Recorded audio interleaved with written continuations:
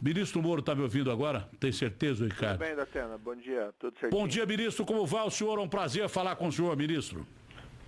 Prazer é meu aqui. Aqui está tudo corrido, está todo mundo preocupado, evidentemente, aí com o coronavírus. O governo federal está, principalmente o Ministério da Saúde, focado aí em medidas. Nós estamos auxiliando como pudemos. E também a economia, né, para tentar combater aí os efeitos deletérios na economia. Ministro, a coisa é muito mais séria do que a gente imagina. Desde o primeiro minuto que eu ouvi falar em epidemia por vírus, eu venho dizendo aqui em São Paulo e no Brasil, no programa que eu tenho na televisão, que foi muito irresponsável as atitudes foram irresponsáveis as atitudes que nós tomamos com esse negócio de carnaval de rua, com jogo de futebol. Eu achava que isso tudo... Eu não sou engenheiro de obra pronta, não. Eu falei isso lá no começo, bem antes das pessoas começarem a falar isso no resto do mundo, quando a China fechou, a Itália começou a perceber que tinha feito uma bobagem e fechou. Eu já comecei a dizer que era contra carnaval de rua e uma série de coisas. Enfim, já passou e nós temos que...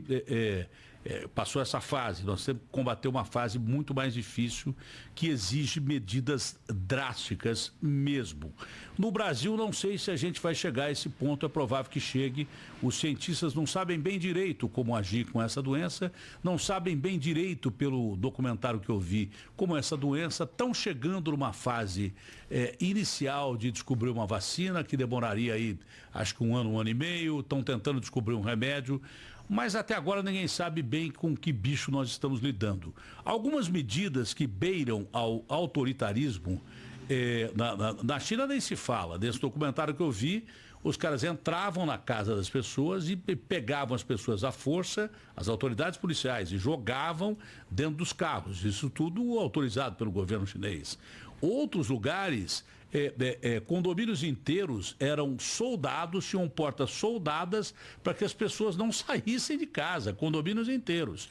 Ministro, isso pode passar em algum momento por medidas mais sérias que nós tenhamos que tomar. O senhor acredita que isso vai passar pelo seu ministério, que se de repente a gente não espera que aconteça isso, um caos quase que total, mas medidas judiciais possam ser tomadas para evitar que a população circule pelo país? Veja, Datena, primeiro, é importante não entrar em pânico, né? Por outro lado, é importante todo mundo ter prudência e cautela. Então, o que está sendo recomendado, principalmente, é essa política de distanciamento social, de higiene, de tomar cuidado com o contato das pessoas. Agora, evidentemente, também o Brasil não pode parar. As pessoas têm que continuar trabalhando, nós temos que continuar produzindo, né? Os contatos de lazer é que devem ser aí... ser evitados ao máximo, e quando eles ocorrerem, evitar principalmente aglomerações, contato com as pessoas, físicos, esses cuidados básicos. Existem já a lei do coronavírus, que foi proposta pelo Executivo e que o Congresso aprovou muito rapidamente, isso foi muito positivo, prevendo já medidas para tratar dessas questões das pessoas infectadas. Então, o que normalmente se recomenda ali? A internação e domiciliar, né, principalmente a domiciliar, em casos mais graves a hospitalar, a quarentena. E essas medidas, o que se espera da população é que haja um sentimento aí de autorresponsabilidade e que as pessoas cumpram voluntariamente. Agora, não havendo esse cumprimento voluntário, sim, há a possibilidade de se utilizar a força policial, né? Eu acho desnecessário, por exemplo, a autorização judicial, porque na verdade são medidas de polícia administrativa, de polícia de saúde pública. Isso pode ser imposto à força. Agora, principalmente o que esse vírus, né, ele tem de muito negativo, claro que ele é muito ruim, mas ele também pode revelar essa oportunidade de demonstrar a união das pessoas, da população brasileira, da sociedade brasileira. Se nós trabalharmos juntos, eu tenho certeza que nós vamos superar, né, essa crise com tranquilidade. Então, ninguém não precisa da polícia para fazer cumprir, por exemplo, uma recomendação médica de internação ou de quarentena. Se for necessário, ela pode ser utilizada. Deve sair hoje, provavelmente, está uma construção entre o Ministério da Justiça e o Ministério da Saúde, uma portaria estabelecendo regras e parâmetros sobre o que fazer nesses casos de se for necessário força policial, ou se for necessário alguma coisa mais incisiva. É sugestão ou restrição, ministro? Seria sugestão ou restrição mesmo? Não, são definição de procedimentos, é tudo muito novo, né? Nós tivemos no passado, vamos lembrar a história do Brasil, nós tivemos no passado, no início do século XIX, um episódio um pouco parecido, mais restrito, que foi a vacinação, né, compulsória, que foi o episódio chamado Revolta da Vacina, no Rio de Janeiro, em que as autoridades sanitárias encontravam resistência da população em receber vacina, né, para curar epidemias. E isso foi, na época se entendeu que isso poderia ser feito até, inclusive, compulsoriamente. Agora, eu tenho plena fé na sociedade brasileira, nas pessoas, de que elas vão tomar as providências necessárias, né, vão seguir as recomendações médicas, vão seguir as regras de quarentena e as regras para evitar a disseminação dessa doença. Tem que ter essas medidas, essas previsões, como um último recurso. Mas é claro que ninguém espera que isso seja necessário de ser utilizado. Eu entendo plenamente isso, mas você vê que no país da Revolução Francesa, liberté, égalité, fraternité, o Macron está tomando medidas sérias, né? Já propôs fechamento de parques, proibiu reunião ao ar livre, isso com multa, com tudo, com restrição até penal, se for preciso. Proibiu viagens durante 15 dias se não houver necessidade, prova para viajar e fechou as fronteiras. Então, mesmo nos países mais democráticos e libertários do mundo, isso foi preciso fazer. Mas isso é quando você chega no estágio, porque a França está entre os 5 países mais afetados pelo coronavírus. Pelo que eu entendi, se a gente chegar nesse estágio, espero que a gente não chegue, eu creio que haverá necessidade, pelo que eu entendi, de intervenção de medidas restritivas e aí com apoio judiciário. Ninguém vai sair prendendo ninguém, nem deixando as pessoas não circularem se não houver um fundamento jurídico para isso. Me parece um princípio básico, né, ministro? Não, certamente. Cabe principalmente à área da saúde fazer as recomendações necessárias e aos governos estaduais e o governo federal e eventualmente os municipais irem seguindo, adotando essas medidas, né, a partir das recomendações da área médica. Então, o centro, o foco, e acho que tem sido feito um trabalho muito bem feito, aqui o Ministério da Saúde, o ministro Mandetta tem atuado e a gente tem seguido normalmente as orientações que ele tem colocado, né? O que eu acho apenas aí, isso é para deixar muito claro, não precisa ordem judicial para certas medidas, entendeu?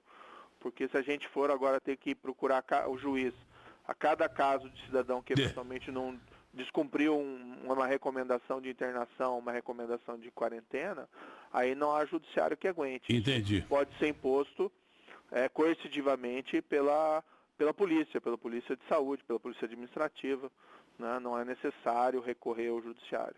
Bom, a principal notícia de hoje é a chamada virada de cadeia, né? Aqui em São Paulo, em 2 locais, nós tivemos, em alguns locais, são 6 cadeias das chamadas viradas no estado de São Paulo, quando foi o sistema surpreendido a partir da decisão de proibir saidinha temporária. Tremembé, Mirandópolis, Mongaguá, Porto Feliz e Sumaré. Segundo agentes penitenciários, pelo menos 800 presos fugiram. É claro que a sua opinião é importantíssima, mesmo porque me parece que é uma medida que, se você não tomar, a coisa vai para o beleléu, né, ministro? Os governos têm autonomia dos seus sistemas penitenciários.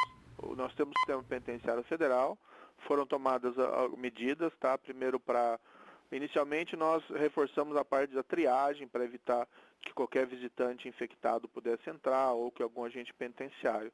Ontem optamos por uma medida um pouco mais drástica, que foi a suspensão das visitas, né, por um prazo inicial de 15 dias. É uma medida ruim, a gente sabe que para os presos são importantes essas visitas, mas não é uma punição, é para prevenir a contaminação dos presos e igualmente dos seus familiares. Eu acredito que os presos vão compreender isso muito bem, principalmente em razão da necessidade de proteger os seus familiares.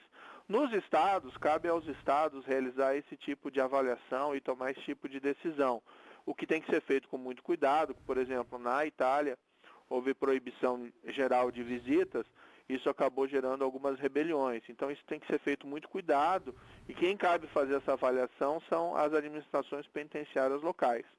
Ontem, por exemplo, a gente acompanhou esses fatos, né? Houve uma decisão da administração penitenciária do Estado de São Paulo, a meu ver acertada, né, de suspender saídas temporárias. Também, mais uma vez, não é para punição do preso, né? É porque se o preso sai e ele vai voltar depois, isso gera um risco de contaminação da população carcerária. Isso tem que ser evitado.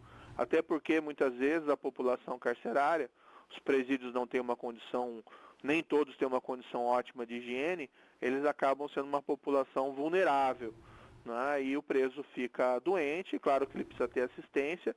Isso vai mobilizar uma série de recursos de saúde e de segurança pública que nós precisamos usar em outras áreas, fora o risco de contaminar os seus familiares.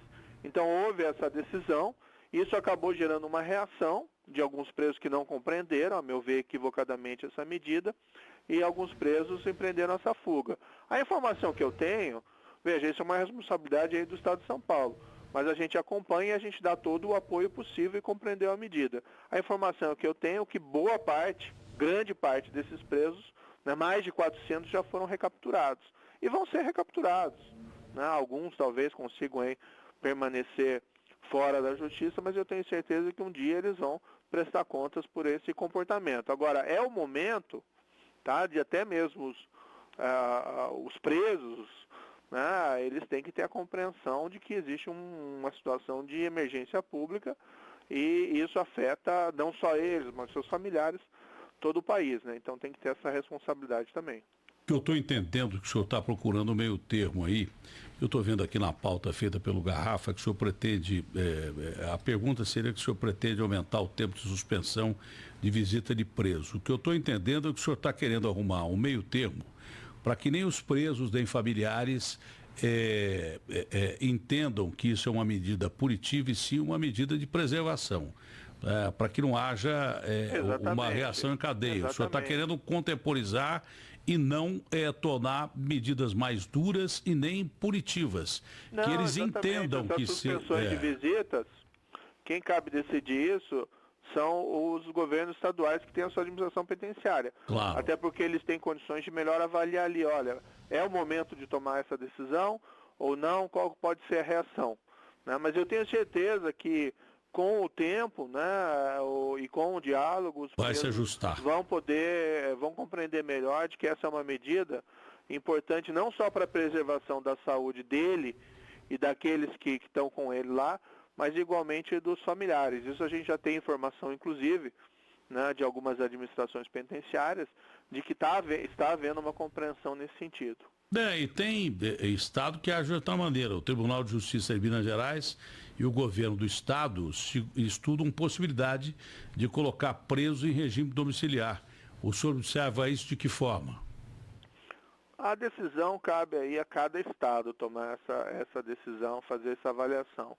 Evidentemente, a situação ideal é que o preso arque com o cumprimento da sua pena na forma da lei, né? Agora, se for presos que se encontram já em um regime de semi-liberdade, eventualmente é uma possibilidade. Claro que a gente também não pode aí abrir as portas da cadeia, porque isso coloca em risco a população, né? Então nós temos que ter todo esse cuidado. Tem advogado que já querem pedir... que envolvem os presos mais perigosos do país, a medida que foi tomada foi a suspensão temporária das visitas para a preservação dos presos e dos seus visitantes. Porque tem advogado que já quer pedir a libertação do seu cliente por causa da contenção do coronavírus. Aí já é demais. Mas o senhor falou... Aí é um certo oportunismo, né? Claro, entendeu? Então, total. Assim, não é o momento de nós sermos oportunistas, não é o momento de nós aproveitarmos a situação.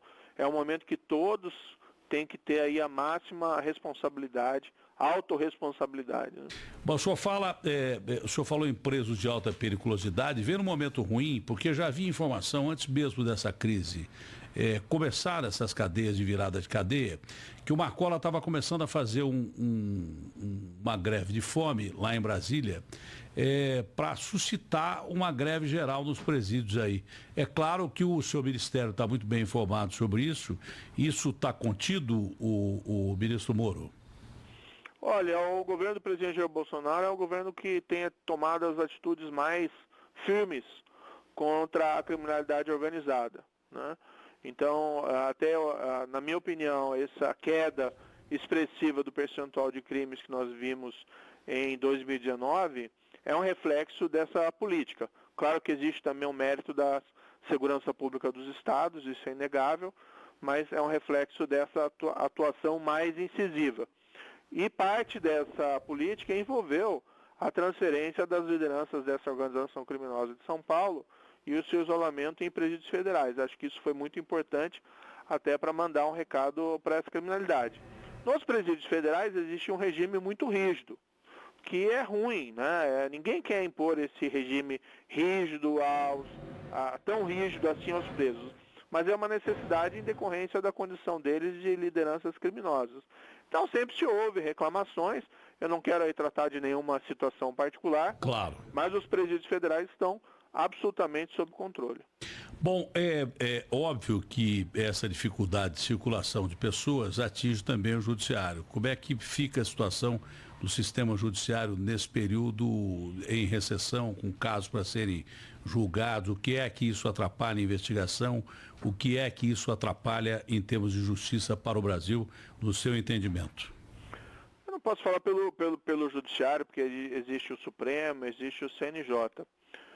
A minha avaliação, no entanto, é que pelo menos a área da segurança pública ela não pode parar, né? Porque, por exemplo, os criminosos eles não suspendem as suas atividades por conta desse tipo de questão. Então, nós temos que continuar trabalhando essa orientação para as polícias, não só na proteção contra o crime, mas na proteção dos cidadãos em geral. Afinal de contas, a polícia ela tem aquele velho mandamento, né, servir e proteger. Ela não está lá só para prender criminosos, ela está lá para proteger o cidadão. Então não existe nenhuma interrupção nessa linha. Claro que existe uma série de cuidados a serem tomados no desenvolvimento dessa atividade, para também não expor os agentes da segurança pública, mas a segurança pública não pode, evidentemente, parar.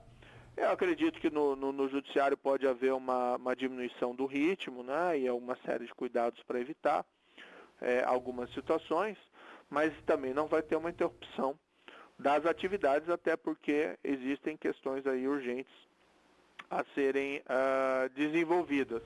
E especialmente, né, por exemplo, as lideranças do executivo, do legislativo, do judiciário. É evidente que a gente, nesse momento, é um momento que essas lideranças são ainda mais demandadas. Então a gente não pode colocar o pijama e ficar em casa, né? A gente tem que trabalhar, a gente tem que, exatamente nesses momentos de urgência, que se exigem o papel das lideranças. Olha, tem outra parte importante da entrevista com o ministro Moro, tem mais 14 minutos, eu vou dar daqui a pouco. Essa parte está sendo editada, eu vou dar daqui a pouco esse restante da entrevista com o ministro Moro. Ô Valteno, houve essa reunião aí do ministro Moro com o ministro Mandetta e essa decisão que ele falava de manhã foi confirmada.